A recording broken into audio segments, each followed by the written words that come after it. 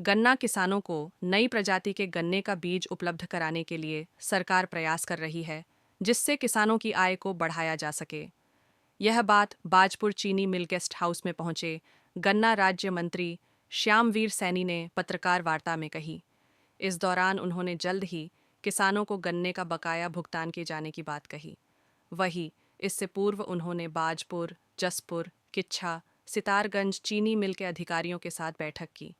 इस दौरान उन्होंने कहा कि चीनी मिल का पेराई सत्र समय से शुरू और बंद होने के साथ साथ ही गन्ने का प्रोडक्शन बढ़ाया जा सके, इसके लिए भी प्रयास चल रहे हैं।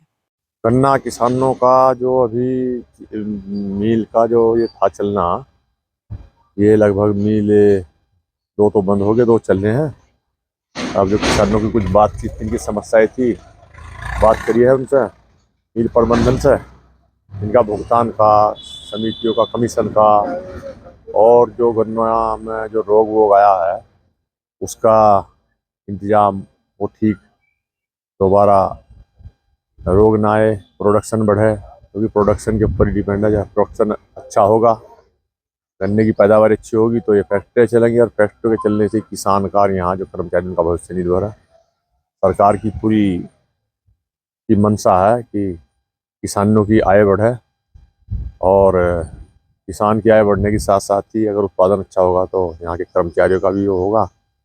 और ये कैश क्रॉप है, इसका डायरेक्ट विकास से संबंध है। तो इसलिए आज बैठक की गई थी यहाँ कि आगामी सत्र के लिए गन्ने का उत्पादन अच्छा हो, और जो पिछली गन्ने की जो समस्याएं हैं कर्मचारियों की, इन सब के बारे में बात की गई, भुगतान की।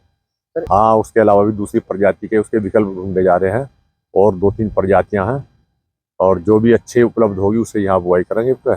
और उसके जो उसमें रोग आया है, उस रोग का भी निदान के लिए दवाई वगैरह सारी जो है उसकी व्यवस्था बनाई जा रही है, जिससे गन्ना बोने से पहले उसको एक किस्म से बीज का जो शोधन हो, दवाइयों में बीज को जो है उपयोग करने के बाद, उसका धुलाई करने के बाद, तो ये सारी बातें हुई हैं। और उस बीज को रिप्लेस करने पर भी विचार किया गया है। ये बात की गई है, फैक्ट्रियाँ उसकी व्यवस्था बना रही हैं, और जो इनकी चीनी है उसे बेच के उसका भुगतान करेंगे, और उसकी व्यवस्था सारी ढूंढी जाएगी।